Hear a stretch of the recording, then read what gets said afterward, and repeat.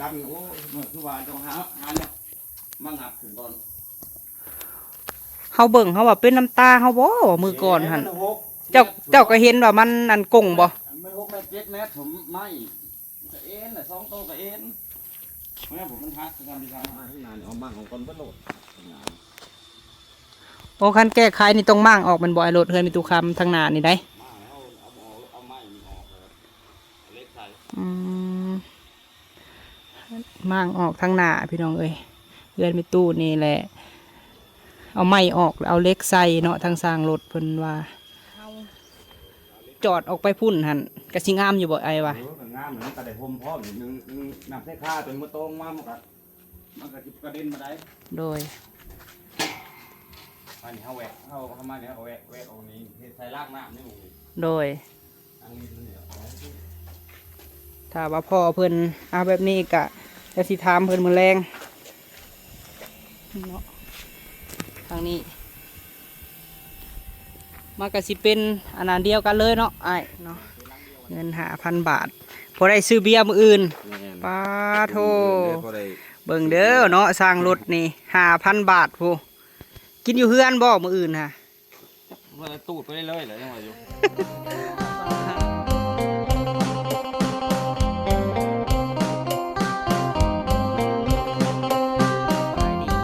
สบายดีสวัสดีพ่อแม่พี่น้อง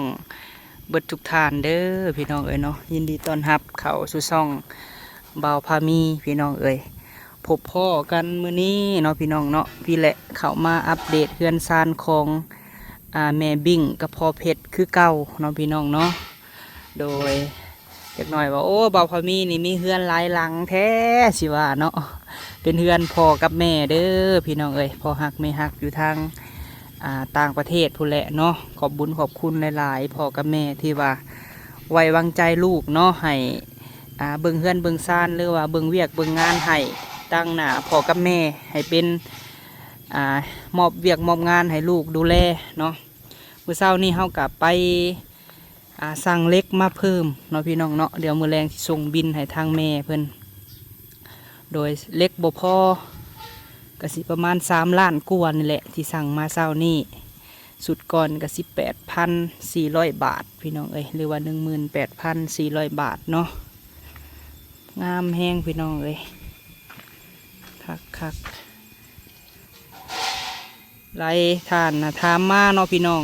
ย่านน้ำตกใส่ทีของคนอื่นเพิ่นว่าเนาะเพราะว่าสิซื้ออลูซิ่งตกกงอะไรพี่น้องเอ้ยให้มันตกใส่ทางเฮาเองแล้วสิลงร่องนี้น้ำกับผู้ไรพี่น้องเอ้ยสิไล่ไปเฮือนไม่ตู้พุ่นแหละกับมือนี้เนาะพี่น้องเนาะทางสร้างรถเพิ่นอยากขอเบิกเงิน5,000 บาทพี่น้องเอ้ยบ่าวพามีสิมามอบให้ลาวเนาะเพราะว่าได้บอกทางแม่บิ่งกับพ่อเพชรแล้วพี่น้องเอ้ยเนาะคักแห้งพี่น้องเอ้ยกว้างคักเนาะสามารถจอดรถได้หลายคันเติบ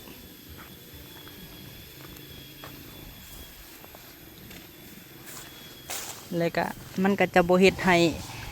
แดดส่องเข้าไปอีกพี่น้องเอ้ยเพราะว่ากันสาดเนาะงามซื้อเล็กสุดก่อนหัน18,400พี่น้องเอ้ยเล่มมาเมื่อเช้านี้ก็ประมาณ3 ล้านกว่านี่แหละนี่แหละเนาะค่าสร้างหัน18,500พี่น้องเอ้ยมื้อนี้เฮาให้เพิ่นเบิก5,000ก็ยังอยู่13,500เนาะทางค่าสร้างพี่น้องเอ้ยเรามาผู้เดียวเพิ่นเนาะไอ้รถนี่พี่น้องเอ้ยมาเฮ็ดผู้เดียวเพิ่นเก่งได้สามารถรับงานใหญ่พี่น้องเอ้ยกับที่ทายให้พ่อเบิ่งเนาะถ้าว่าพ่อเพชรเป็นเบิ่งคลิปถ้าเฮาต่อชุดเลยทางห้องน้ำพุ่นก็สิงามไปอีกแบบหนึ่งพี่น้องเอ้ยเดี๋ยวสิทายให้พ่อเบิ่งก่อน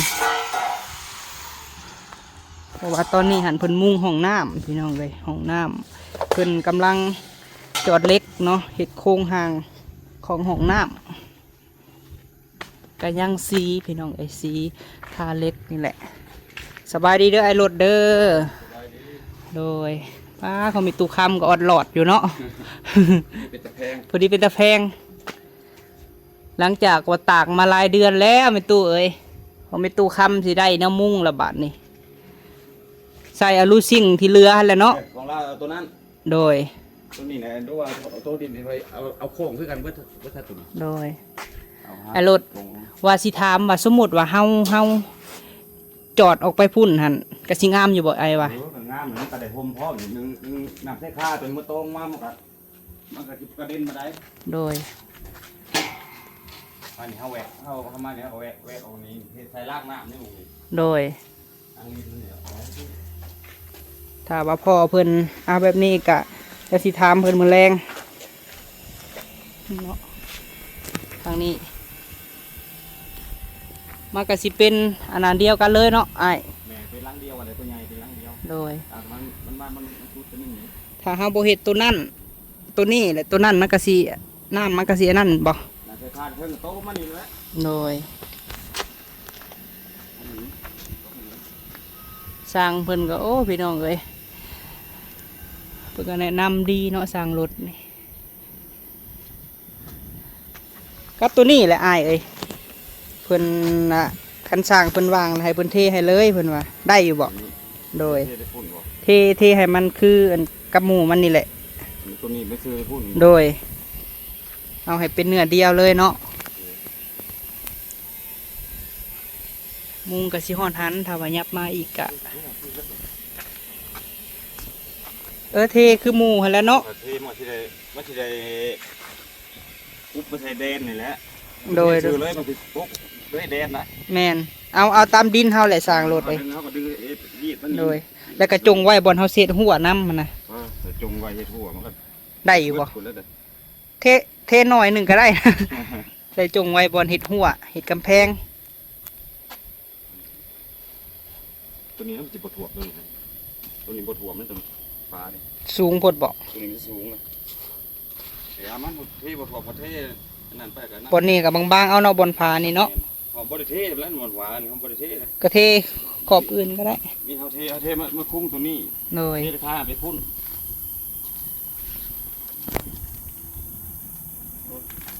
ไม่เดียวใช่นะก็ได้สุดท้ายไป ทรายหน่อยเดียวทรายบ่พอว่าเรือกับบ่พอกวดเอาทั้งหิใส่นี่แหละเนาะ ดินดูฮะผมก็เอาตัว โดย ใส่ได้อยู่แล้ว หักแล้วบาทนี่คักถ้าว่าต่อออกมาคือไอ้รถเพิ่นว่านี่เนาะก็เป็นเนื้อเดียวไอ้สิถามพ่อเพิ่นเพื่อนเพิ่นใช้โซลาร์เซลล์ได้พี่น้องเอ้ยโอ้อันนั่นแล้วก็บ่ได้เปลืองไฟมื้อนี้บ่โก้เพิ่นคือเฮ็ดเวียกอยู่ในพุ่นเนาะ นอนแดดยังซองอยู่เลยแดดซองเอาไว้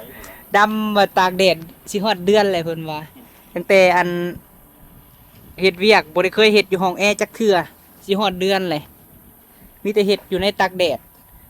หากระย่ายเขาในบัดนี้ทีมงานไปใช้เบิดแหละรถ ต้องเห็ดเวียกในเมือง เออ เอ๊ะบอกให้เวียกอยู่ในเมืองพุ่น โดย มันแต่บ่ได้มีคนเนี่ยนะเดี๋ยวนี้เขาเห็ดลงนา เออ แต่ว่าบุกอยู่ผู้เดียวโตเป็นโตลงเนี่ยต้นเป็นต้นลงเป็นอันอื่นนะ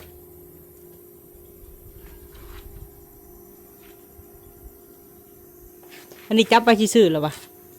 อันนี้ฮะไว้เหยียบที่ซื้อบ่ หยุดนี่นะ เออ จ่ายนั่ง ไว้อยู่ในเราเฮ็ดนี่เนาะของตู้คำนี่ก็ผู้ดีงามบัดนี้แล้วสิบ่ได้ตากแดดแล้วของแม่ตู้ก็ แดดทั้งตากอะไรแดดที่เราต้องกระซองทั้งขา แต่กับบ่อนะทั้งเทิงเนาะทั้งเทิงหายกันได้ แต่ก็ส่วนหลายก็จะกันทั้งเทิงนั่นแหละแข่งกัน กันแดดมากกว่าซองเขาคือเก่า แต่ว่ากันแต่ทั้งเทิงเนาะ เนี่ย เฮ็ดไว้เนาะ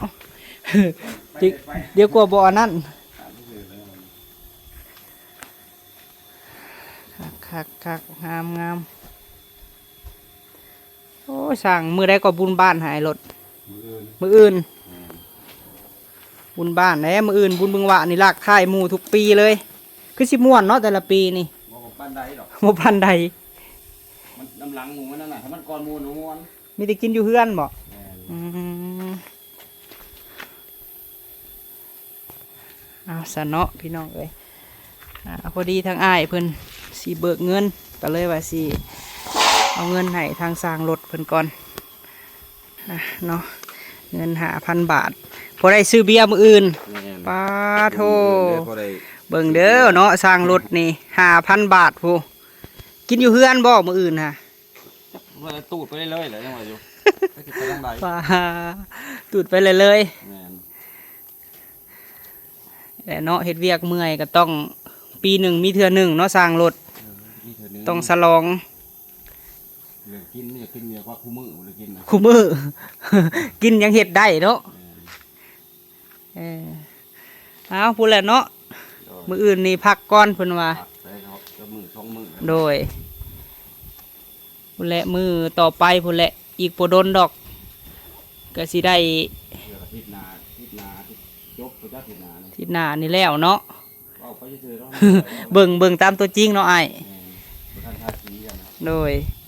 เป็นโค้งก็ที่แล้วเป็นโค้ง เป็นโครงแล้วแล้วก็ทาสีเพราะว่าพอเพจเพิ่นอยากได้สีดำเพิ่นว่าดำเงาหั่นเนาะ เราดำเงาอ่ะ โดย อย่างน้ำดำด่านหมดมันเป็นเรื่องเงินด่าน เอาแบบดำเงาปัดอันนี้ไอ้รถปะเฮาอยากถามอ้ายว่าเฮาจะแก้ไขแบบใดตัวนี้หั่นนะเพราะว่าบ่อยากใส่ล็อกแบบนี้หั่นนะเฮาต้องเฮ็ดอะไรแบบตุ้นใส่กระแจเอาให้มันแน่นหั่นนะโดย ใช่ทุกไใช่อัน เพราะว่าบ่อยากเอาโซ่อันล็อกหั่นนะ เอาอันนี้มาจับเอาหูสากมาใส่แล้วก็แล้วเนี่ยใส่หูกระต่ายหูไหนว่าแต่ว่าจะออกบ่อยากเอาหน้า จอดไซน์บ่ แม่นก็แบบย่วงกันน่ะคือล็อกประตูเลยก็มาจอดอะไรก็ได้เลยเนี่ยทางในผมที่ทางนอก ส่วนหลายก็ทางนอกแล้วบ่หรือทางใน ทางในก็ได้ทางในหน่อยที่ใช่ย่าแน่ทางในเป็นทางใน เพราะว่าได้ยินพ่อว่าเพิ่นว่าลายมือแล้วให้สร้างรถแล้วเฮาเอาน้ำหลังนอนนี่เนาะ ถือมาใส่เลย โดย ข้างนอกก็ได้เอาข้างนอกข้างในอยู่ดีขึ้นกันข้างในใส่นั่นก็ข้างในข้างในอยู่มีวิธีไปทางในนอกจากที่เอาตัวเอาละก่อนตัวมันมีเนี่ยตัวล็อกกระแจนะก็ได้ขึ้นกัน อืม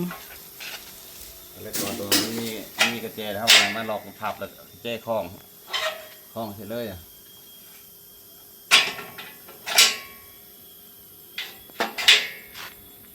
อันนี้ต้องเอาโซ่คล้องเลย แม่นว่าเวลาเท่าคำโก้เพิ่นบ่อยู่แล้วเอาโซ่คล้องไว้อะนะ โซ่คล้องอันนี้มี โดยมันก็ต้องใส่กระแจเนาะเวลาบ่อยู่อะนะแล้วก็เพิ่นแล้วนี่ก็สิใส่กล้องได้ยินพอเพิ่นว่านะ ติดกล่องติดหยัง แม่น ล้ว ติดกล้องไว้กล้องหน่วยละ1,500 บาทพร้อมติดตั้งอีหยังก็สิประมาณ1,800คักได้เฮาเห็นค่ะ ไล่ลูกคักเลย โดย คือเพิ่นไปอยู่เมกาเนี่ยเพิ่นก็เว้ากับเฮาได้คักอยู่เด้ เห็นเบิดเลย แม่น เห็นทั่วโลกนะแต่ที่ว่านะ แม่นอยู่ใส่ขอแต่มีเมลกับรหัสเนาะ แม่น ล็อกอินเข้านะก็ได้เบิ่งได้ทั่วเบิด ถ้าสมัยมือเขาเหมือน แม่นมือนี่เทคโนโลยีพี่น้องเอ้ยทันสมัยขึ้นนับมืออยู่ไสก็สามารถเว้ากันได้มีตู้นี่มีตู้คำนี่ฮู้แล้วบ่เฮ็ดแท่งให้นี่เนาะหลังคาแท่งนี่ ยังบ่ฮู้ครับ เนี่ยเป็นมือนี้แล้วก็ไปอยู่เลย ตกใจมาจังเนาะแล้วลูกสาวลูกชายอันนี้ให้มันเรือบ่อยหลดเรือบ่ทันใส่ ขึ้นไปใส่นี่ โอ้ ใส่นี่นะใส่ขนาดมันนี่ออก โดยนาคักกะลีเด็กนี่คือความทนทานเนาะพี่น้องเพราะว่าเฮาซื้อหยังเฮาก็เบิ่งเพราะว่าเฮาซื้อเองทุกอย่างเนาะซื้อแล้วก็ไปเบิ่งด้วยตัวเองอะนะเฮาก็ได้ของคักพี่น้องเอ้ยอีตู้ไปนอนเตาถ่านแล้วไม่ตู้คำนี่แล้วรถเดี๋ยวมาพี่ว่าสิถามอยู่อันเฮา พอเพชรแล้วว่านี่หั่นนะ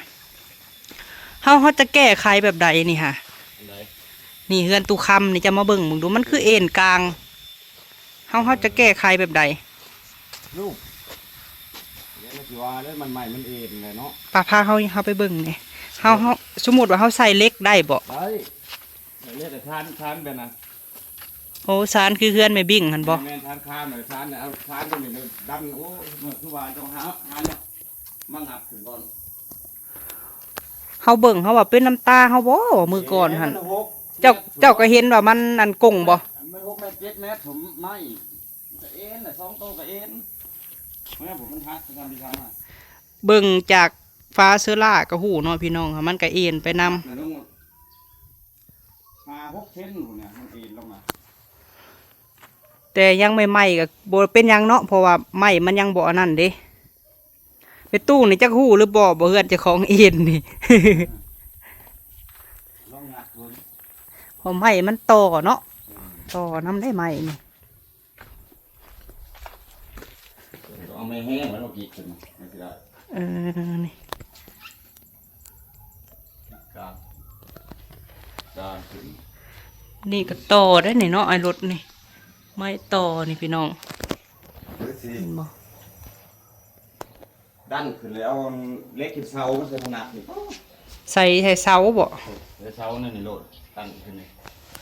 นัก เดี๋ยวเฮาสิบอกพอเพชรเพิ่น เอาเสาตั้งขึ้นนี่จะคล้องโต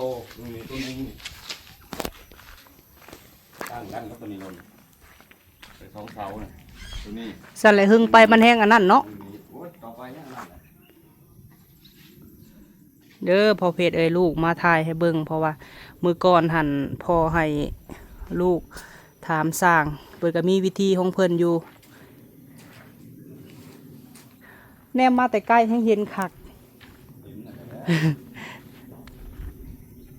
เพื่อน7 เมตรพุ่นเนาะ 7 เมตรบริใส่ไม้ถ้าเป็นเล็กเนี่ยมันเขาทักได้ โดย ไม้มันบ่ได้ไม้นะ เพราะว่าเขาสังเกตเบิ่งเสื้อล่าพี่น้องมันก็เอ็นน้ำไหม้คือกันบัดนี้ ขนาดข้านปูนนี่นะที่เอ็นคือกันน่ะขนาดปูนนะ เพื่อนนี่ถ้าว่า คือความหมายหันเศร้าร้ายกับบ่เป็นหยังขอแต่เพื่อนเอาเห็ดกว้างเนาะเอาเห็ดห้องกว้างแม่นบ่ แม่นนี่เข้าไปป้าเท้าหนานะเราบอกป้าเท้าหนาแล้วนั่น โดย เพราะว่าคันใส่เสากะมันก็บ่มีปัญหาดอกพี่น้อง เพราะว่าขอแต่ว่าเฮือนเฮาน่ะเฮาเฮ็ดห้องกว้าง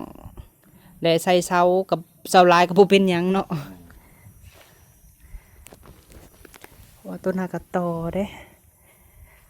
แต่อยากให้บ่อยากใส่เท้าผมมีแต่มากลงมาใหม่เท่านั้นมาเอาเล็กเอาไม้นี่อ่อนเอาเล็กใส่เล็กหรือพอข้านแบบนี้ก็ได้คือกัน แต่ว่าสมมุติว่าเฮาใส่เหล็กต่างหากมันก็สิบ่งามได้เนาะไอ้รถเฮ็ดเสาต่างหากค่ะนะ แม่นถ้าเอาเล็กเลนเลยก็นั้นปีที่เขามั่งสักกะสีออกหรือเป็นหยังออกโลดหรือมั่งเอาเสาตัวนี้นะเอาคานตัวนี้ออกโลด เลยใส่เหล็กเอาเนาะ ใส่เล็กเอา ฮอดบ่หาเดือนบ่เอิ้นเป็นตุคำนี่หาเดือนเนาะหา6 เดือนนี่บ่ นี่มันลงอยู่เนี่ย มันลงเลย มันเอ็นกันไปชั้น งัวบ่เข้าเฮือนแล้วนี่เห็นที่หอยนี่พี่น้องเอ้ยมันเอ็นเนาะเอิ้นเป็นตุคำนี่ มันเป็น10 เซนหรือมันหักลงมันเอ็นลงทั้งห้อง10 เซน เฮาก็เห็นแต่หึงเติบเลย โอ้ยขอเห็นตั้งแต่มือมาพูดเลย เฮ็ดตั้งแต่มือมา ให้มันเอ็นนั่นนี่แต่ไม่ใช่ก็เห็นแล้วนะว่าบ่เห็น แต่ก็บ่เห็นแฮงเนาะ แม่นน้ำมือมันยังอ่อนลงอ่อนลงอ่อนลงเหมือน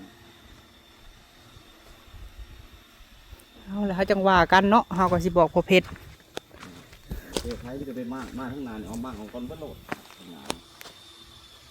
โอ้คันแก้ไขนี่ต้องมั่างออกมันบ่ไอ้รถเฮือนเป็นตุคำทางหน้านี่ได้ มาแล้วเอาไม้นี่ออกเลยเอาเล็กใส่ มั่างออกทางหน้าพี่น้องเอ้ยเฮือนมีตู้นี่แหละเอาไม้ออกแล้วเอาเหล็กใส่เนาะทางสร้างรถเพิ่นว่า เอาเล็กใส่บ่ใส่เท้าก็ได้เนาะ โดยถ้าว่าเอาเหล็กใส่บ่ใส่เสาก็ได้2 เสานี่เนาะ เลยซานคือของไม่บิ้งหันเนาะ แม่นชานแบบนั้นน่ะ โดย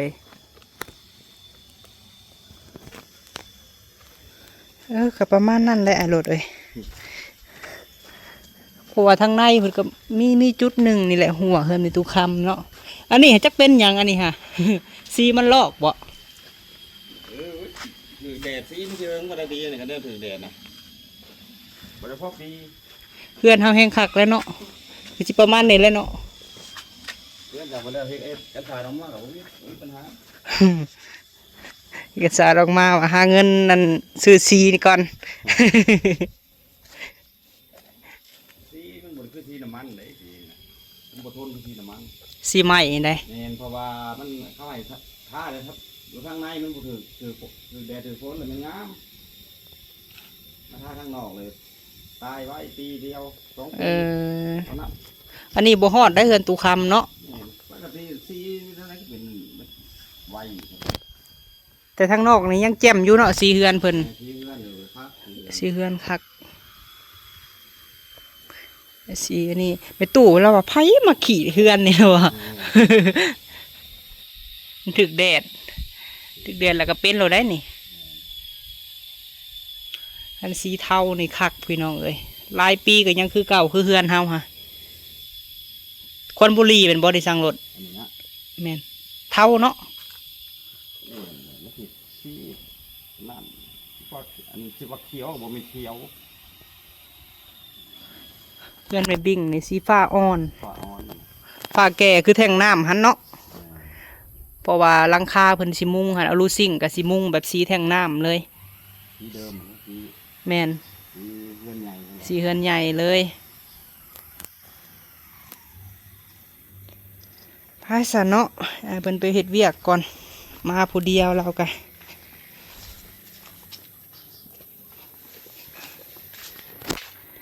ตู้เราก็บ่ได้อันอยู่เพื่อนดอกพี่น้องเอ้ยเราไปเตาถ่านเพิ่นบ่เฮ็ดก็บ่ได้กินมาลักอันมุงให้เราเลยบ่ทันบอกเราได้เนาะเราคือสิดีใจค่ะเรามานี่ ฟ้ามาหลังเนาะ บอกเราตั้งแต่เฮิงอะไรพี่น้องเอ้ยว่าพอเพชรกับแม่บิ่งเพิ่นสิมุงให้แต่ล่าสุดนี่เพิ่นทันละหู้ซ้ำมาเซอร์ไพรส์เพิ่นเนาะเซอร์ไพรส์ตุคำเพิ่นก็ปลูกบวบปลูกหยังเด้แกมหัวแต่สิเอาอันนี้แหละพี่น้องเอ้ยกะเรืออีกเนาะรถเนาะแม่นบ่ของตุคำนี่พอดีบ่ ที่ได้ใส่4 แผ่นพอดี 4 แผ่น ตัดได้4 แผ่นเลย โอ้เด้เฮากับประหยัดงบไปแล้วพี่น้องเพราะว่าเฮามีอันเก่าก็ใส่ ก็มัน3 เมตร3 เมตร9แล้วนะมันจะใส่4 เพื่อสิเบิดแท่งหนึ่งก็บ่แม่นง่ายของเพิ่นค่ะ แล้วบ่ได้ใส่น้ำ แม่นเพราะว่าเขามีตู้นี่บ่ได้ใส่ไฟเนาะเวลาเขาเปิดน้ำพอเปิดก๊อกเอาเลยพี่น้องเอ้ย มันก็แห้งเกิดอยู่แล้ว แห้งก็ได้รถเอ้ยเด้ พอมันใส่เด้อ แม่นแต่ของไม่บิ่งนี่ใส่เป็นไดส่งค่าไฟเดือนนี้คือมาแพงแต่เนาะ แพงเลยขึ้นมันถ้ากับห้องโอ้แล้วเดือนนี้ แม่น ค่าไฟ ทบคูณ2พี่น้องเอ้ย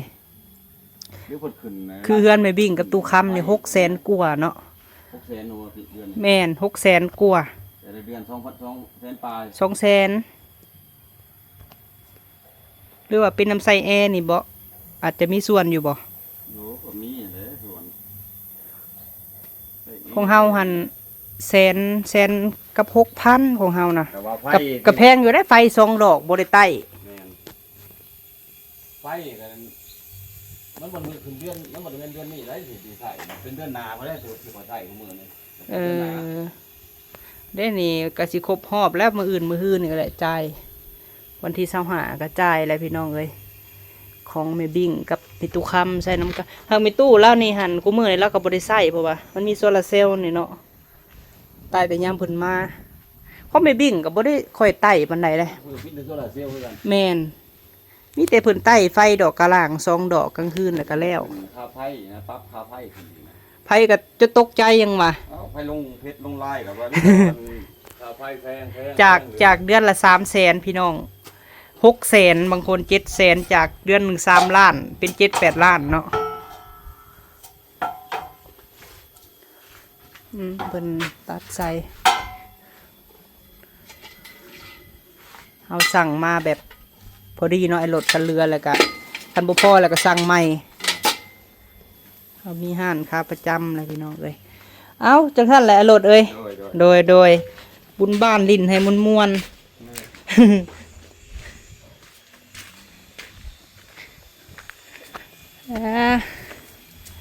บาโก้เพิ่นมื้อนี้เฮ็ดเวียกอยู่ห้องแอร์เนาะ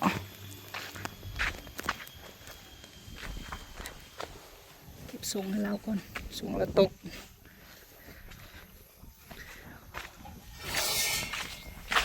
บาโก้ลื่นบ่าวพามี2 ปีเนาะพี่น้อง2-3 ปีพุ่นแหละเพิ่นก็เฮ็ดเวียกอยู่นี่แหละตากแดดมาหลายมื้อแล้วมื้อนี้ฮะกะลิบเข้าห้องแอร์ว่าเพิ่นก็อยู่ผู้เดียวก็สิใต้ได้ดอกทั้งหน้านี่แหละพี่น้อง3 ดอกแล้วก็ก้านน่ะก็ใส่โซลาร์เซลล์เนาะประหยัดไฟอยู่แบบเพิ่นก็นิสัยเป็นผู้ใหญ่พี่น้องเอ้ยแบบเว้ากันได้นะกับบ่าวพามีแบบเข้ากันได้พี่น้องเอ้ยป่ะจังใดกะคลิปนี้เด้อพี่น้องเอ้ยขอบบุญขอบคุณทางพ่อกับแม่ได้หลายเด้อขอให้บุญคำนำสู่พ่อแม่เนาะสุขภาพแข็งแรงหาเงินหาทองก็ขอให้ได้ซื้อได้ขายมานเนาะเฮ็ดธุรกิจการงานก็ขอให้แม่บิ่งพ่อเพชรเฮงเฮงปังปังเนาะร่ำรวยกว่าเก่าเด้อพ่อแม่เอ้ยที่ว่าไว้วางใจให้ลูกมาถ่ายคลิปเนาะเฮือนซานนี่แหละเบิ่งเวียกเบิ่งงานให้ดูแลเงินคำเนาะที่ว่าจ้างสร้างจ้างหยังพี่น้องเอ้ยก็ขอบบุญขอบคุณที่ว่าไว้วางใจลูกผู้นี้เบิ่งให้โดยแล้วก็ขอบบุญขอบคุณเบิดทุกท่านเด้อพี่น้องเอ้ยสู่หมองสู่บอนที่ให้กำลังใจอะไรเนาะผู้เบิ่งคลิปให้บ่าวพามีช่วงนี้ก็ยังพอได้มีบอลถ่ายคลิปก็คือเบิ่งเวียกให้แม่บิ่งพี่น้องเอ้ยคันแล้วนี่กับบ่มีอะไรพี่น้องเอ้ย คอยสู่ไปเนาะโดยไปพี่น้องเอ้ยสำหรับคลิปนี้ก็จะได้จบคลิปเด้อเนาะมอบเงินให้สร้างรถ5,000พี่น้องเอ้ยบัดแล้วนี่แล้วมุ่งนี่เขากระจายให้เพิ่นอีก13,500พี่น้องเอ้ยแล้วก็จบเนาะถ้าว่ามีจ้างอันใหม่เขาก็จะได้เสียเพิ่มอีกเนาะโดยไปสำหรับคลิปนี้ไปแล้วเด้อพี่น้องเด้อเนาะบาโก้ไปเฮ็ดเวียกอยู่ในผู้ใดพี่น้องเอ้ยโดยสบายดีพี่น้อง